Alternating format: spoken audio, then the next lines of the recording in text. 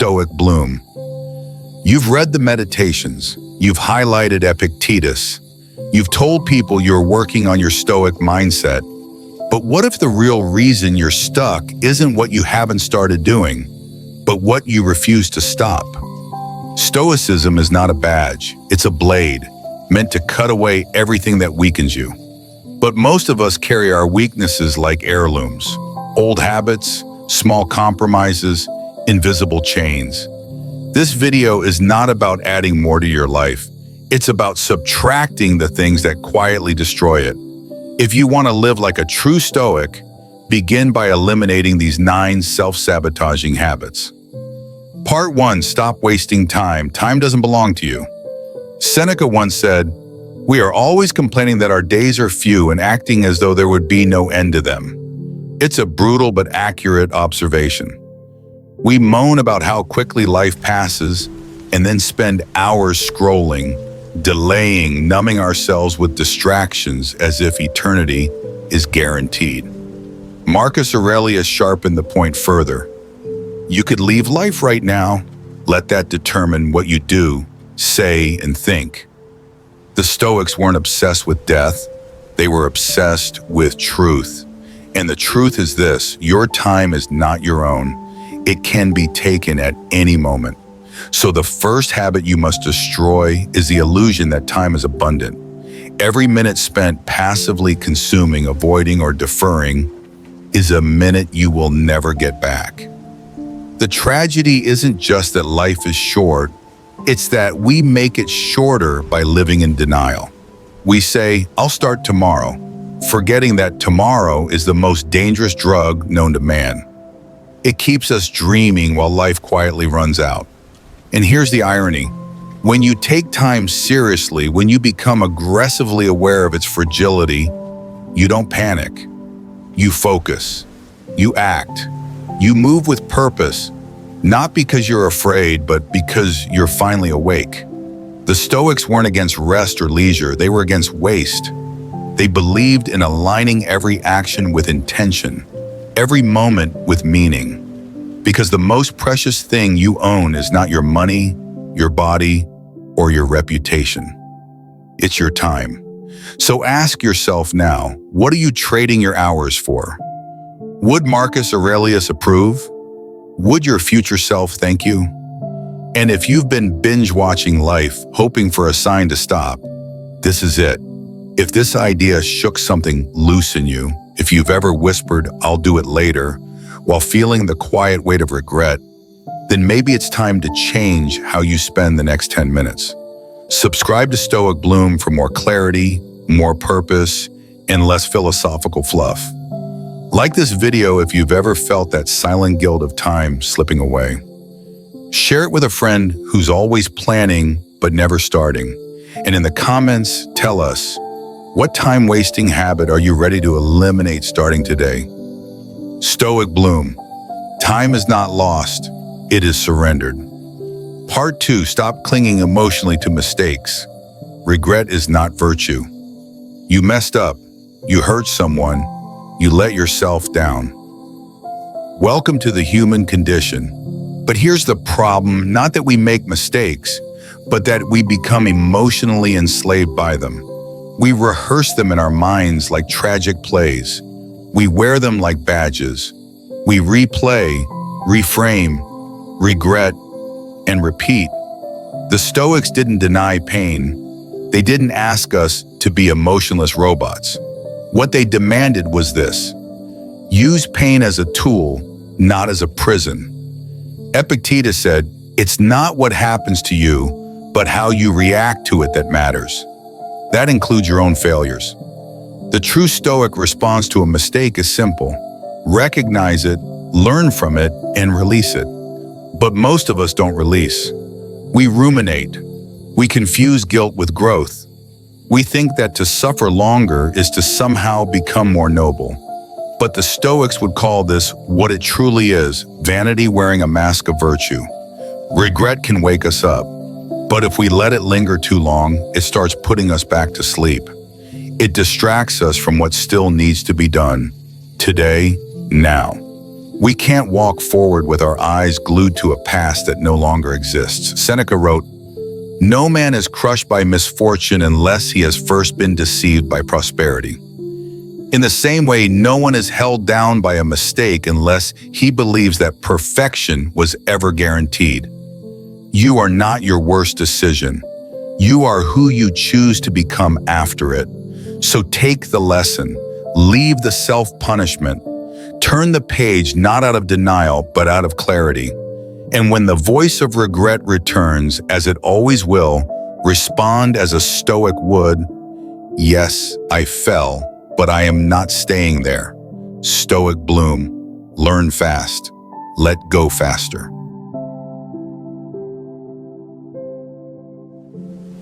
Marcus Aurelius once wrote, "You could be good today, but instead you choose tomorrow." It's a line that doesn't whisper, it punches. Because procrastination isn't laziness dressed in sweats.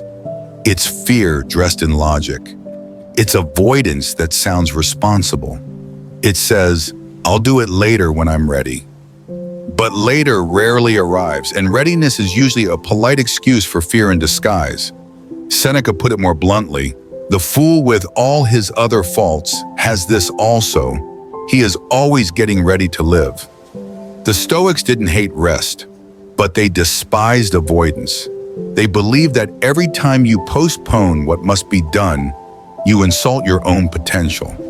Not just because you're delaying action, but because you're training your soul to surrender. We lie to ourselves when we say delay is harmless. But delay rots our dignity. It turns simple tasks into mental weights. It haunts our leisure. It corrupts our evenings. We scroll not because we're at peace, but because we're trying to forget the thing we're avoiding. And what makes procrastination even more dangerous? It feels good for a moment. Like junk food for the mind, it comforts first, then slowly poisons us with guilt, anxiety, and shame. The Stoic remedy? Don't wait for motivation. Wait for nothing. Act now, not because you feel like it, but because you said you would. That's how discipline is built, by doing it especially when you don't want to. Because the greatest peace is not in rest. It's in knowing that what needed to be done is already done. If this hits a little too close to home, good. That's the sign of a soul ready to change. Subscribe to Stoic Bloom if you want daily doses of honest confrontation, not sugar-coated comfort. Like this video if you've ever avoided something simple until it became a monster. Share it with that one friend who says, "I'll start Monday," every Monday. And comment below, what's the one task you've been delaying that needs to die today? Stoic Bloom. Start now or surrender later. Part 4. Stop seeking recognition. The work is the reward. You helped someone. You delivered a project. You went above and beyond, and no one noticed. If that stings, you're not alone. The desire for recognition is one of the most natural human impulses and one of the most dangerous. Epictetus warned us, if you want to be happy, stop trying to be admired by everyone. The Stoics knew that the moment your peace depends on another's applause, you've handed them control over your emotional life. Recognition feels good, but when it becomes the reason behind your actions, your integrity starts to bleed. You shift from doing what's right to doing what's visible, from acting with virtue to acting for validation. That's when your work becomes fragile. Now it needs praise to survive. Without applause, you question your effort. Without a thank you, you feel betrayed. And slowly, the quiet joy of doing what's necessary begins to die. Marcus Aurelius put it plainly. Ambition means tying your well-being to what other people say or do. But here's the Stoic alternative. Do the work, then let it go. Not because others saw it, not because they clapped, but because you saw yourself doing it fully, honestly, completely. Detach from the outcome. Detach from the response. Let the act be its own reward. In a world obsessed with metrics, likes, followers, and feedback, this might feel unnatural, even foolish. But it is in fact the path to lasting inner peace. Because what cannot be taken from you is the knowledge that you gave your best, regardless of who was watching. So the next time you act, ask yourself, would I still do this if no one ever knew? If the answer is yes, congratulations. You are already more free than most. Stoic Bloom. Be seen by your conscience, not the crowd.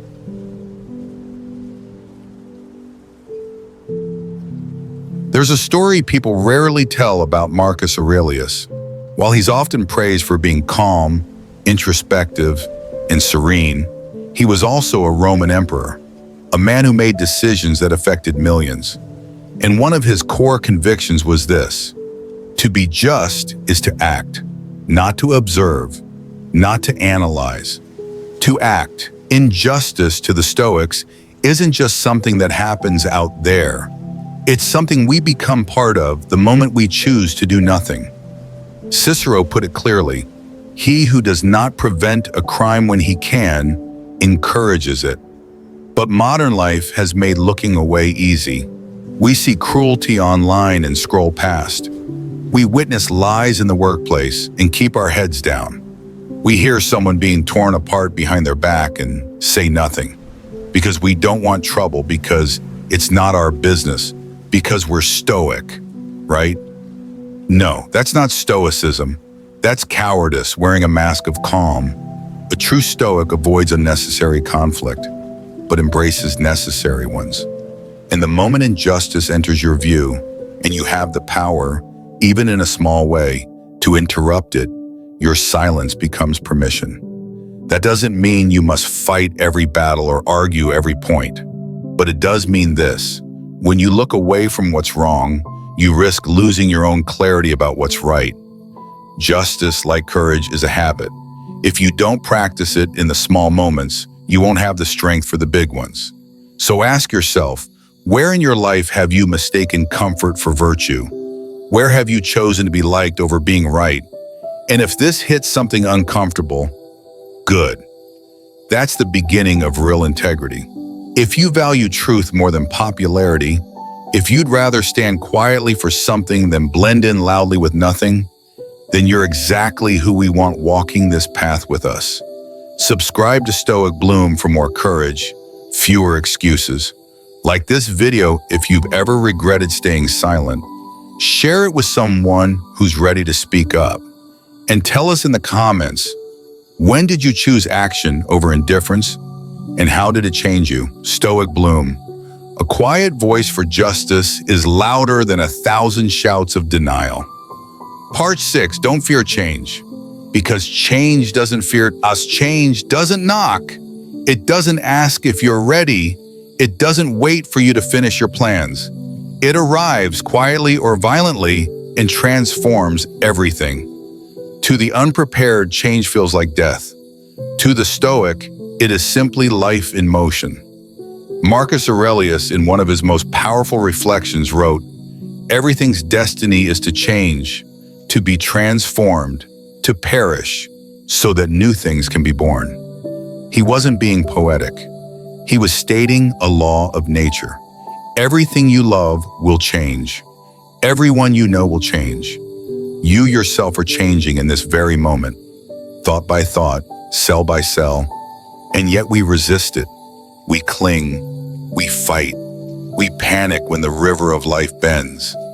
But the Stoic knows resisting change is like cursing the wind. It changes nothing, except your peace. Fear of change often disguises itself as wisdom. I need stability. It's not the right time. But beneath those words is something softer. Attachment. A desire to keep what we know because we believe we cannot survive what we don't. The Stoics reject this, not because they enjoy chaos, but because they trust their own resilience more than their routines. To fear change is to forget how often you've already adapted, already evolved, already overcome. You survived heartbreaks you thought would break you. You learned lessons from mistakes you swore you wouldn't recover from. You've been reborn 100 times and still fear the next transformation. Change is not the enemy, it's the mirror. It shows you where you have outgrown your old ideas, your old identity, your old comforts. The Stoic path isn't about chasing change for novelty's sake, but about greeting it without resistance and asking, what is this here to teach me? Because when you stop fearing change, you don't become reckless. You become unshakable. Stoic bloom, flow with change, stand in principle.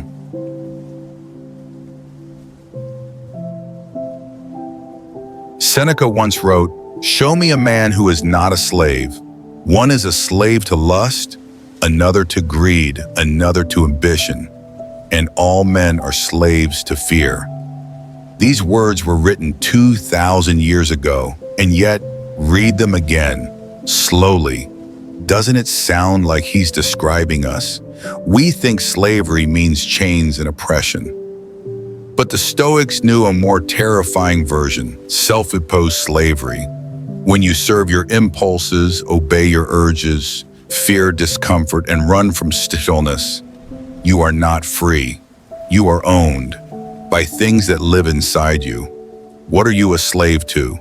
Your phone, your reputation, your morning coffee, the approval of people you don't even respect. Epictetus made it clear, no man is free who is not master of himself.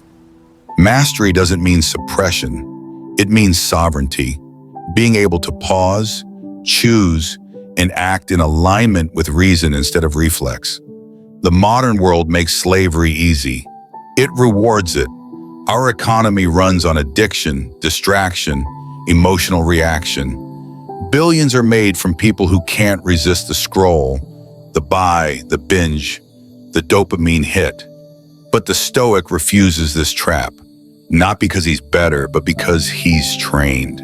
He practices saying no, not because pleasure is bad, but because the man who cannot say no is not a man, he's a puppet. And here's the secret they won't tell you. Freedom doesn't feel like fireworks. It feels like silence, like clarity, like knowing you can walk away from anything that doesn't serve your principles and still be whole. If you've ever caught yourself reaching for something you don't need, fearing something that hasn't happened, or chasing something that doesn't fulfill, you already know what slavery feels like. Now imagine living without that weight. Subscribe to Stoic Bloom if you're ready to start cutting those invisible chains, one clear thought at a time. Like this video if you've ever felt owned by your own habits. Share it with a friend who jokes about being addicted to everything, but might actually be. And comment below, what's the one internal master you're ready to stop obeying starting now? Stoic Bloom. Slavery is quiet, so is freedom. Choose the silence that sets you free. Part 8. Stop settling for mediocrity. Because you were not born to be average. Mediocrity doesn't knock on the door. It seeps in through the cracks, quietly, politely, dressed in comfort. One skipped workout, one excuse, one silent compromise. And suddenly you've built a life of good enough around yourself brick by brick. Not because you chose it, but because you stopped choosing. Epictetus once asked his students, how long will you wait before you demand the best for yourself?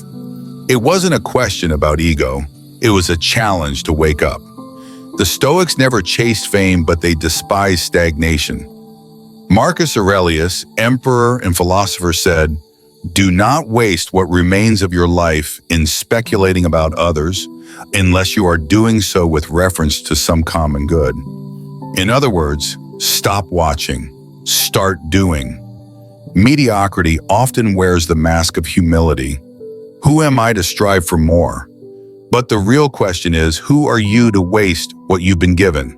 A rational mind, a capable body, a moment, this moment, to act. Settling is easier, no judgment, no failure, no risk, but also no growth, no depth, no impact. That is the trade-off. And the Stoic refuses it, not because he thinks he'll change the world, but because he knows he must at least not be changed by the world's indifference. Mediocrity is not safety. It is slow self-abandonment. So raise your standard, not to impress others, but to honor your own breath. Show up fully, not because you're guaranteed greatness, but because you were not made for less. Life will not demand more of you, but your conscience might. Listen to that voice, sharpen it with discipline, strengthen it with effort, and carry it with grace. Stoic Bloom. Strive not to be better than others, but to be unrecognizable from your old self.